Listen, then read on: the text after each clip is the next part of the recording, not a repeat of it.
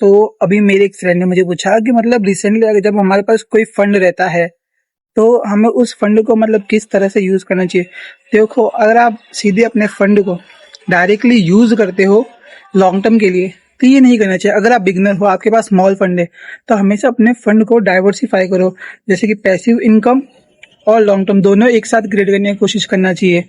हमें हमारे जैसे अगर आपके पास 2000 रुपीज का फंड है तो लगभग उसमें से 1000 लॉन्ग टर्म के लिए यूज करने चाहिए और 1000 हमें हमारे डिविडेंड स्टॉक्स मतलब जो शेयर्स होते हैं उनमें लगाने चाहिए।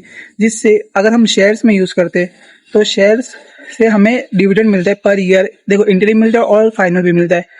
ठीक है, तो हमें फंड को है ना 1000 रुपीज फंड डिविडेंड वाले में डालना चाहिए, जिससे हमारी पैसिव इनकम क्रिएट हो सके। और 1000 लॉन्ग टर्म में हमारा पोर्टफोलियो बिल्ड होता है। और जब हम डिविडेंड स्टॉक को यूज मतलब इन्वेस्ट करते हैं तो उससे हमारी एक इनकम क्रिएट हो जाती है, जिससे हम वापस उसी इनकम को लॉन्ग टर्म में यूज कर सकते हैं। ठीक है।